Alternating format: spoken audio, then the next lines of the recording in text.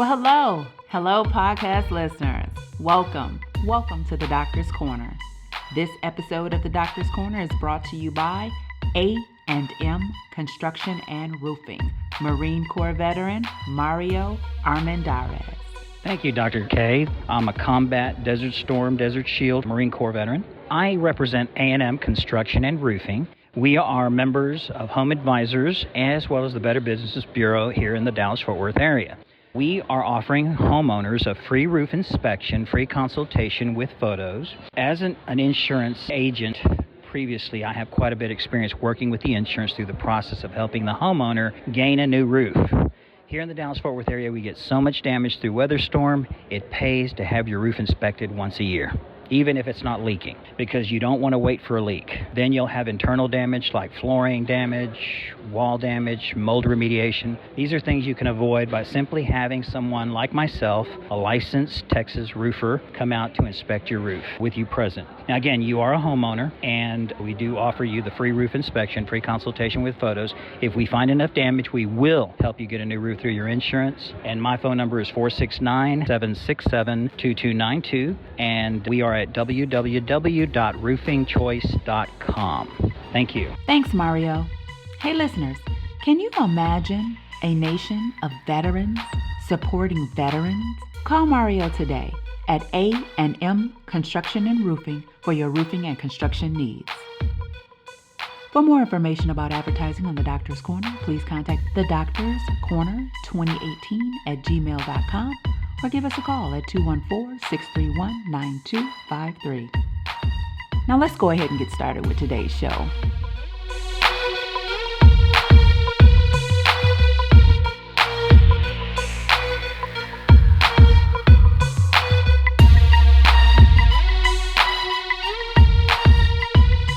Hello, podcast listeners. I am Dr. K, a proud United States Navy veteran and your host of The Doctor's Corner. On The Doctor's Corner, we acknowledge this nation's veterans and how fabulous we are. Yeah, while providing an awareness of resources specifically designed for us, and on the TDC, we encourage and promote nationwide literacy because only half of U.S. adults read above the 8th grade reading level. So on The Doctor's Corner, we conduct short but comprehensive literature reviews with hopes of helping you determine your next compelling read, because reading is still fundamental. On today's show, I have two very special U.S. Armed Force veteran guests that will join me in offering their subjective evaluation and star ratings of today's featured compilation. Whether it's a 5-star compelling read, a 3-star average read, or a 1-star, a less than compelling read. On The Doctor's Corner, our literature review is not necessarily based on the author or who the author is, but more so on the writing, the content, the navigation of the topic, the characters, the storyline, the research, and on the facts. So with no further delay, let me introduce you to today's co-hosts. We have retired Colonel Russell Hooper, United States Army veteran, and Air Force veteran Judge Dominique Collins. See, all of you transitioning veterans, you can be anything you want to be. Stay focused. Colonel, will you take a moment and tell the TDC listeners a little bit about yourself?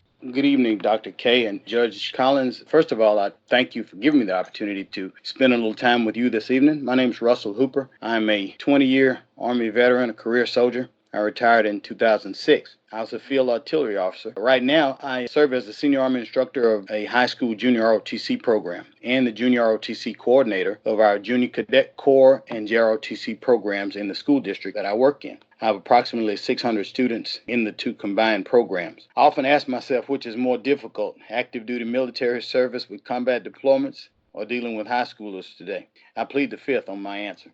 I will tell you personally, I am a 55-year-old male, was married a long time and divorced the last 5 years. I have grown kids and grandkids. So I feel like I gave you that personal bit of information just so you'll know that I'm qualified to talk about tonight's topic. Again, thank you for the opportunity, and I look forward to our discussion.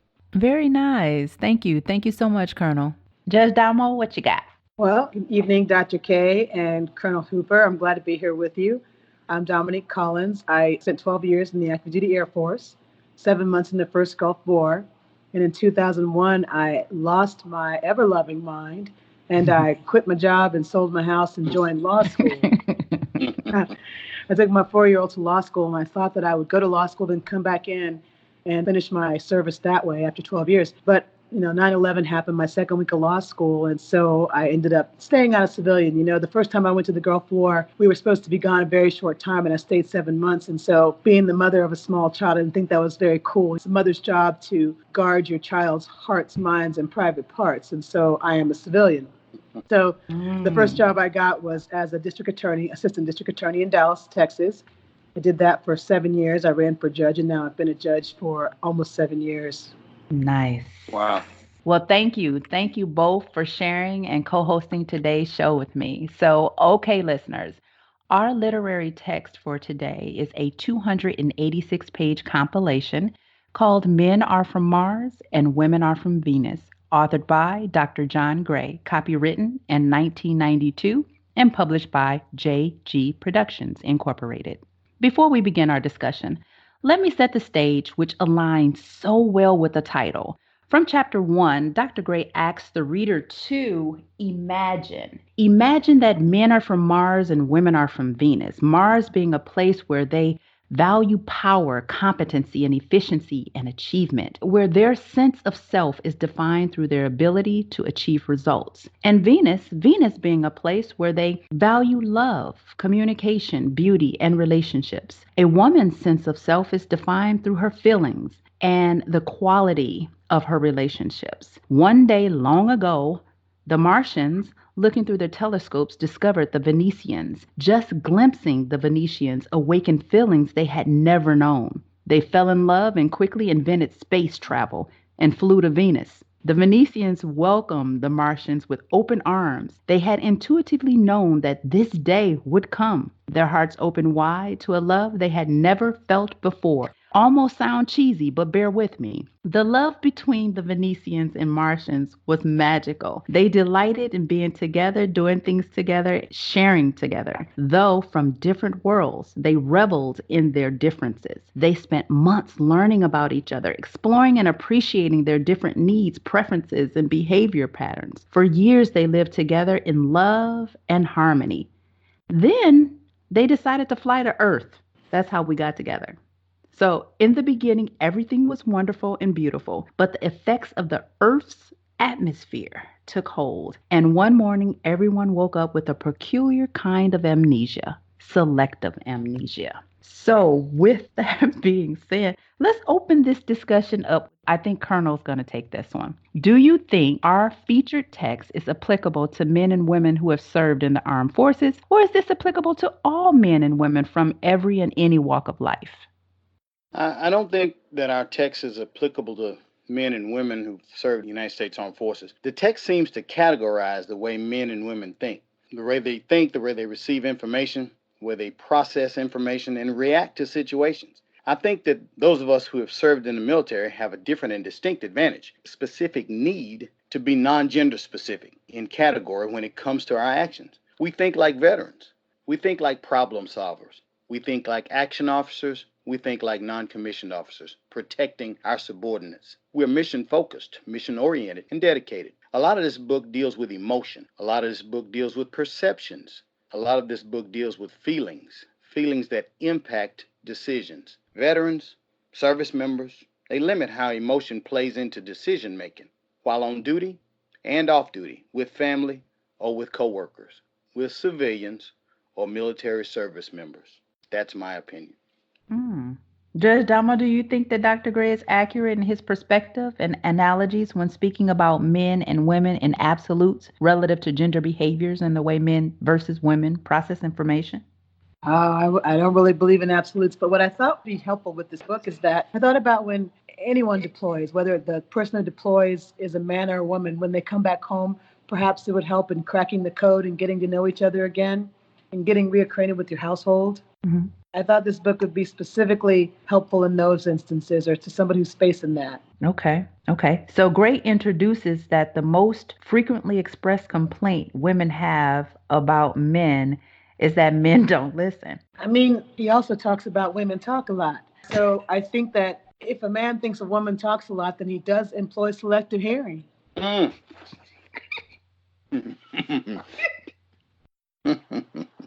woman and I talk a lot, but I think everything I'm talking about is important. But if you talk, if you're talking a lot and he's just over there doing his man listening, doesn't always land. Okay. All right. So, Colonel, you got any feedback or what you think? I agree with what she said. Okay. Totally All do. right. Hmm. Okay. Well, great. So, great counters that the most frequently expressed complaint men have about women is that women are always trying to change them. Colonel, would you agree or disagree? Remember, he's the Mr. Fix-It, and we are the home improvement team. Okay. That's what women do. Want to fix him up that way. Change his I hair, did. change the way he cuts his facial hair, change his outfit, all that stuff. I disagree when Dr. Gray says that the most frequently expressed complaint that men have about women is they're always trying to change them. I think that if you perceive that a woman is trying to change you, you probably need changing. There's some things that are going on with these ladies, whether it's a life partner, whether it's a mom, an aunt, a daughter. If they're trying to change you, you need to check yourself. You're probably doing something that needs to be adjusted. Now, with regards to a woman deliberately trying to change you, again, I disagree. This question goes back to love languages. Guys misperceive, a change or someone asking you a change to something that the woman would like to have in a relationship.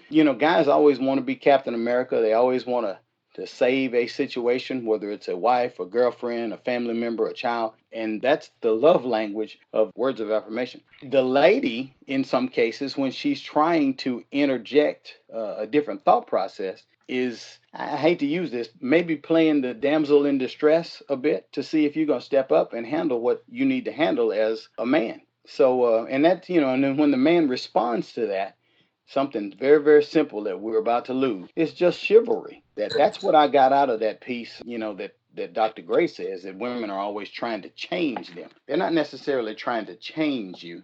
They're trying to get you to step up and fill the gap in that relationship. Okay. Judge Damo, you got any feedback on that one? I don't know. On that, I think it depends on the age of the people that we're talking about. Like Colonel Hooper, I was married for a long time, so I think I'm dating older, and so I'm not trying to change anybody. They're who they are at this point when you're this age. You know what I mean?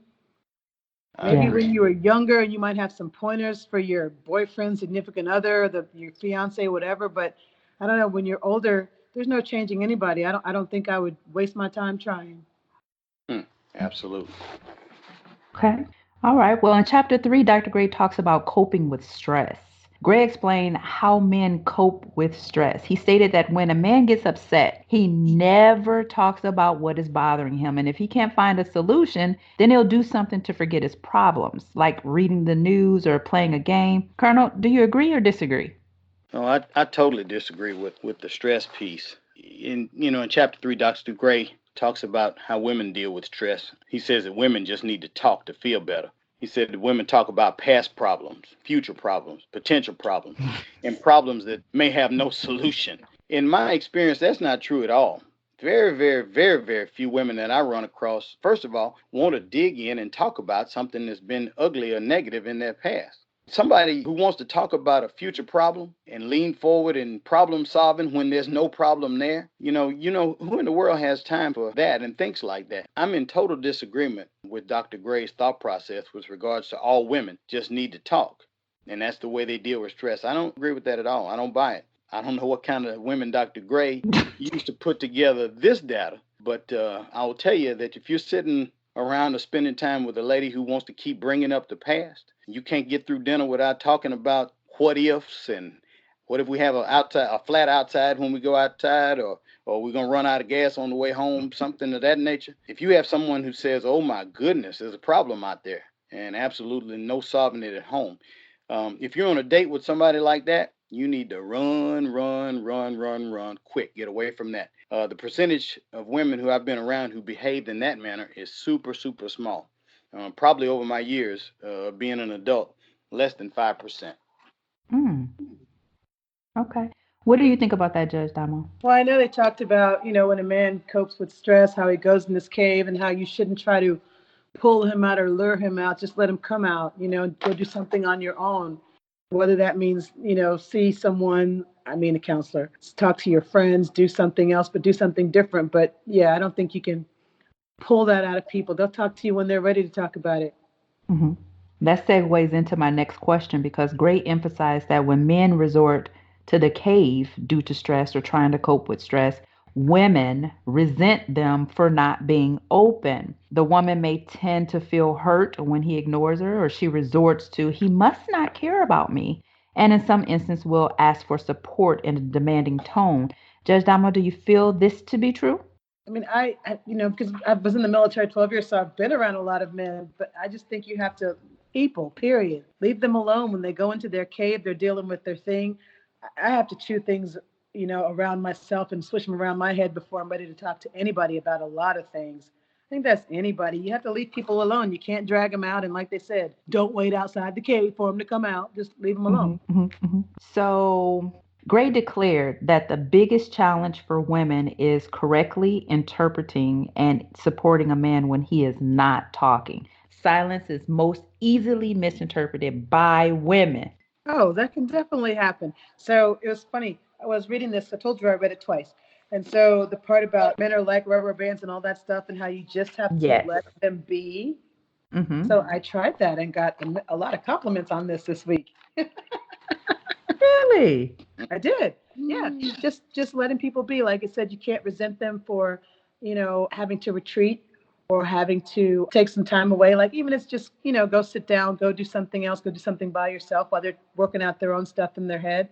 Don't chase them around. Just let them be. It's a good thing. Just let them be. They pop back faster if you let them be. In the book specifically talk about the man goes through this cycle. The man actually pulls away, comes back, pulls away, comes back. When he pulls away, he's stretched thin. He needs his autonomy. Colonel Hooper, do you recall this about the rubber band theory? It goes back to, one of the central themes, I think, of what we're talking about is a lot of times we have misinterpretations. A lot of times there are situations especially when we go back militarily, a lot of times you don't have time to just pull off to the side and go do something else. And I spoke about that in one of my other questions. I agree that if you have the luxury of being left alone, that's great. I think men appreciate that, or people appreciate that, period. One of my themes throughout this whole discussion is I just don't think men are one specific way. I don't think women are one specific way. Clearly it depends on the person. Hmm. Okay. Gray wrote about how both men and women unknowingly start arguments, highlighting the most common way men unknowingly start argument is by invalidating a woman's feeling, and that men do this often. Mm-hmm. I like that when they were talking about how, like in the beginning when the woman was so mad because she was in pain, but she went and started talking about some whole other stuff about, well, I'm tired and you left me alone, this and that. Really, I'm in pain and I would like a hug. Right, right. I actually talk about that a little bit later. It solved the problem. Right, right.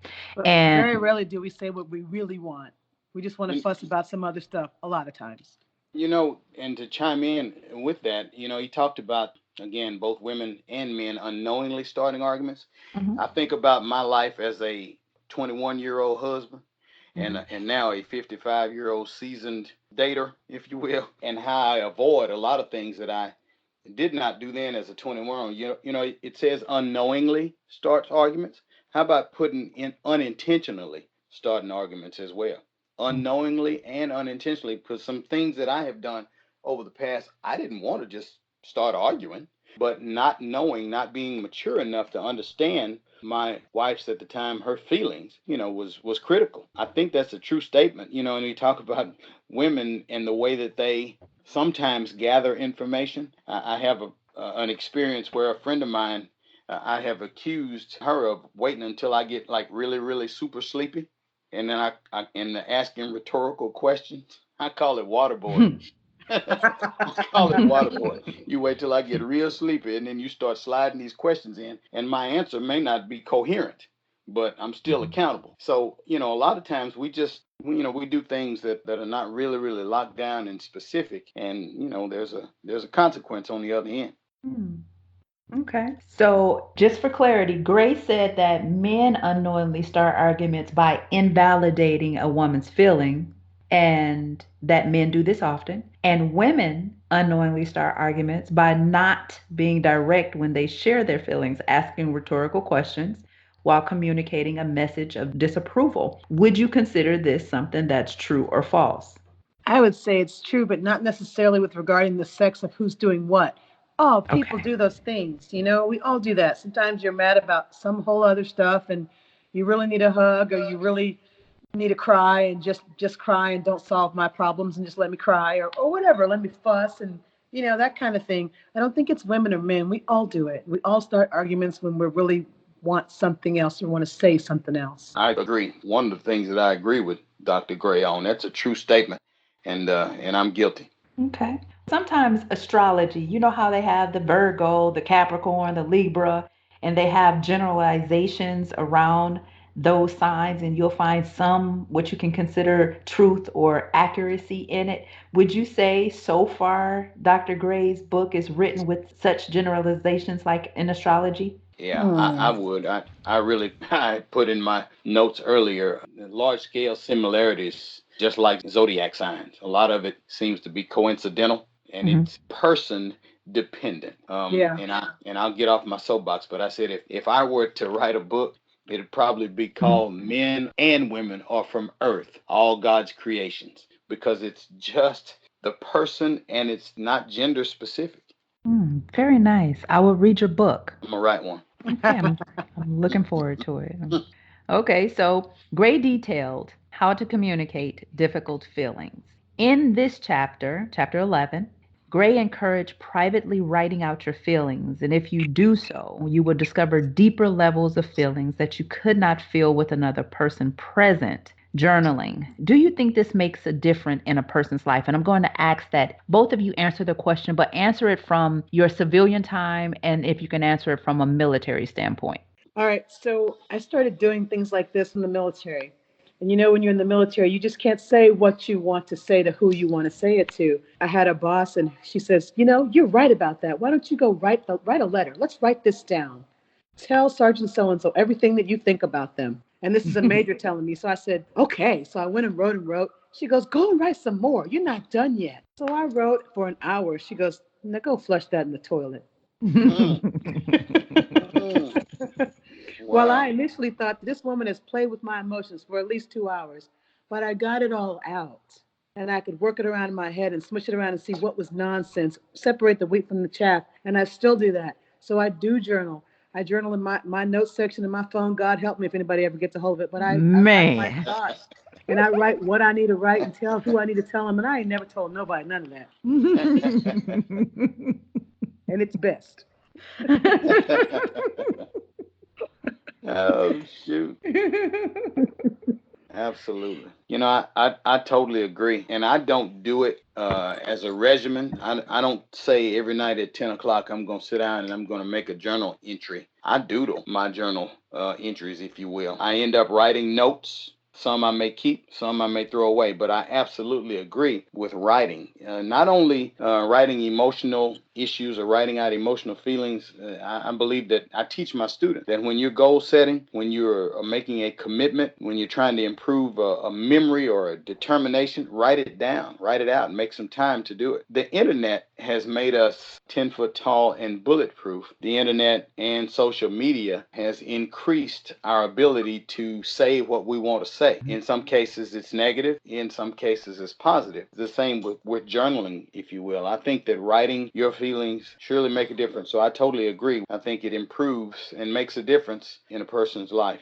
Very nice. Well, thank you for that. Thank you, thank you, thank you. I used to journal and I journaled right after I got out of the military because I was told that journaling did help with my feelings and it does help with my feelings.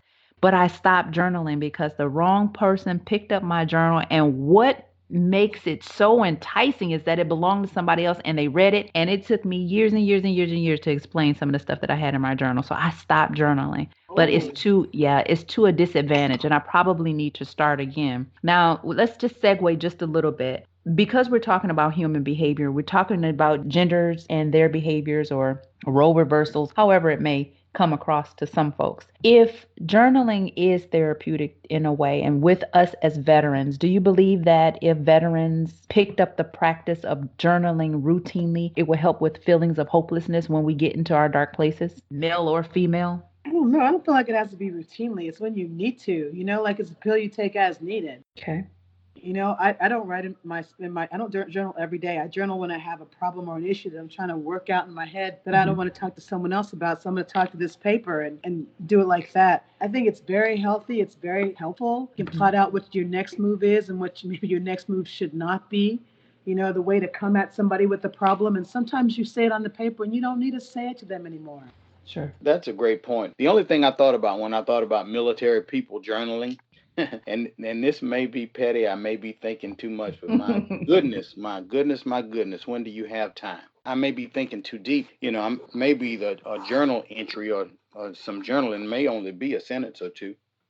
I kind of just jumped into, I need to write this paragraph about what I feel about her and what I feel about him and how he's handling me and blah, blah, blah. It may not be that. It may not be a need for that much. So I just think about military time and, when on active duty and all the things that you have to do. We have to tie the family in to that as well and the things that they need. Okay. So Dr. Gray included a section called Why Healthy People May Need Counseling. And I just want to take a second to read an excerpt from page 281. And the subtitle is Why Healthy People May Need Counseling. And he starts as you grow more intimate in your relationships. And I believe this is personally and professionally. Love increases or relationships enhance. As a result, deeper, more painful feelings will come up that need to be healed. Deep feelings like shame and fear. Because we generally do not know how to deal with these painful feelings, we become stuck. To heal them, we need to share them, but we're afraid or ashamed to reveal what we are feeling. At such times, we may become depressed, anxious, bored, resentful, or simply exhausted for no apparent reason at all. These are all symptoms of our stuff coming up and being blocked. So, for the listeners out there that need to address some things, and especially if you're a veteran, journal. And if not, please make contact with your battle buddies and comrades and talk to someone about whatever may be bothering you. Get it out. So, moving forward, as veterans, we want everyone to seek help when needed, male or female, and I offer that transition to you. Why healthy people may need counseling. Sometimes we are, I don't know, maybe it's because we're veterans or maybe it's because of our specific jobs. Sometimes we have other people's problems on us. And just because you walked away from that person does not mean you walked away from the weight of their problems. They get stuck on you. And sometimes you do have to talk to somebody to shake the problem someone just put on you because we are helpers. That's what we do. Veterans, we're helpers. We're like, captain, with little capes. Once you've done all that and you let somebody rest on you, you've got to shake that off. And sometimes that means talking to someone else.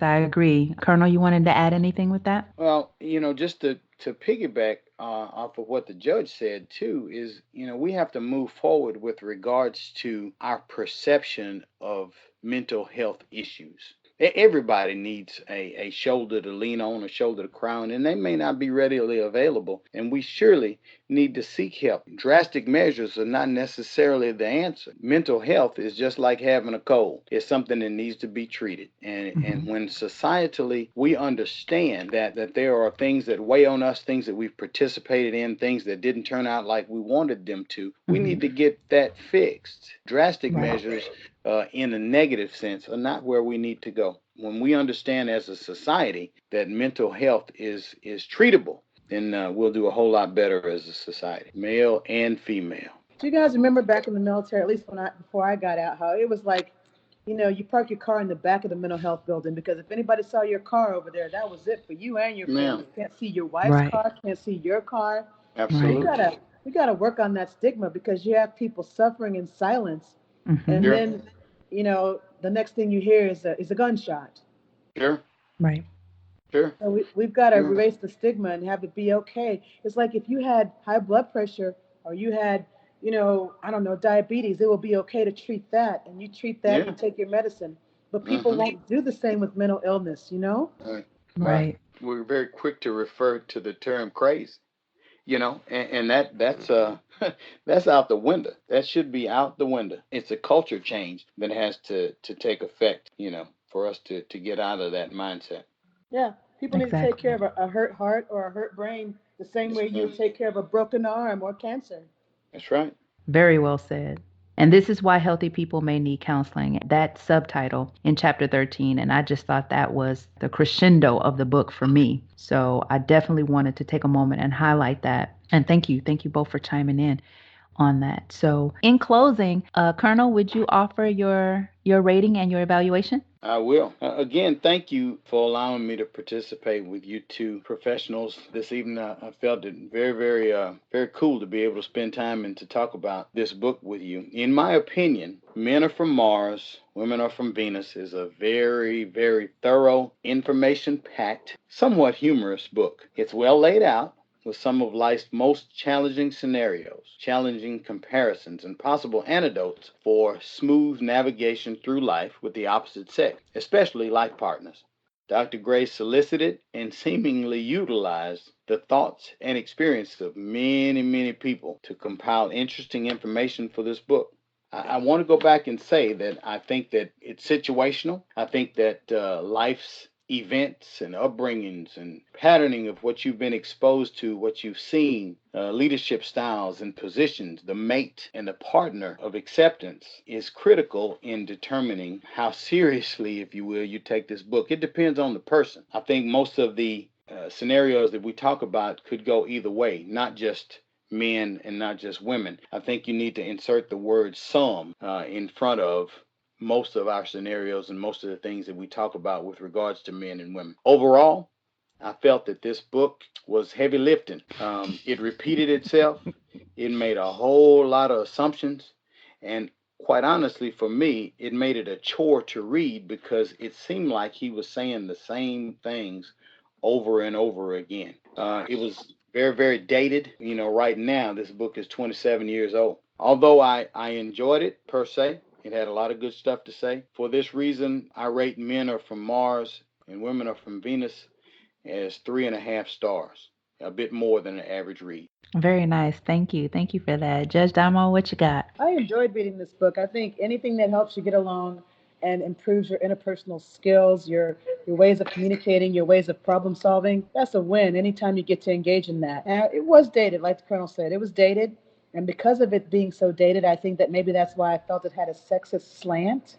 Mhm. Mm-hmm. I felt lots of times Dr. Gray was telling us little women how to get along with the men and how to talk to them just right to get the best results.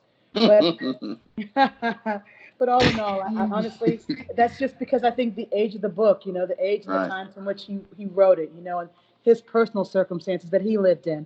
But I still think Mm. it has great interpersonal things. The whole thing is don't expect other people to react or have the same needs, desires, or way of communicating as you do, and find the best way to talk to that person. So for that, I found it very, very, very valuable, and I would give it a 4, in spite of the dated and sexistness. Very nice, very nice. So for me, in closing, Men Are From Mars and Women Are From Venus it is a dated compilation, but that's on me. But in my opinion, it lends some relevancy and insight to gender behaviors and the gender thought processing differences that may occur. Reading this book establishes a baseline for some in their relationships. And interesting enough, it can be focused both personally and professionally in one's lives. I can't deny that Dr. Gray hit a couple nails on the head and or proved accurate for individuals that are not in a role reversal status, but I will consider carefully that we are all unique in our own special way. The content of this text was well thought out and carefully presented. I can appreciate his research efforts as over 25,000 individuals participated in Dr. Gray's fieldwork and 90% self-identified with some of the noted behaviors that he have listed in this book. Gray's writing was clear, concise, and unambiguous, which presented to me as an easy to medium read, although it was 286 pages. Communication is key. He offered various scenarios to highlight behavioral responses. My favorite was actually Dr. Gray's. He disclosed at the opening of his book that he responded to his wife after growing frustrated with what he didn't know and was expected to know after the birth of his daughter, Lauren. Another one of my favorite contextual pieces was found in chapter 8, Why Men Resist Change and Men Don't Want to Improve. The never-ending battle of men wanting to fix women and women trying to change and improve men. The navigation of the topics was skillful, and I can comfortably say that the material was relatable. While considering the content that men and women communicate differently, they think differently, they feel differently, they perceive, react, respond, love, need, and appreciate differently. So I fully appreciate the setting that men are from Mars and women are from Venus. And for these reasons, I extend 4.5 stars. And I find that if you need a baseline to appreciate the opposite sex, this would be a great book to read. This concludes this episode of The Doctor's Corner, and we thank you for tuning in. And remember, you can find us on Facebook, Instagram, and Twitter at The Doctor's Corner, and you can subscribe to the show on Spotify, iHeartRadio, Stitcher, Radio Public, iTunes, TuneIn, Libsyn, and of course, YouTube. Simply type in The Doctor's Corner with Dr. K, like, listen, and subscribe. And for more information about advertising on The Doctor Corner with this nation's heroes, simply email us at thedoctorscorner2018@gmail.com or give us a call, 214-631-9253. Again, that number is 214-631-9253.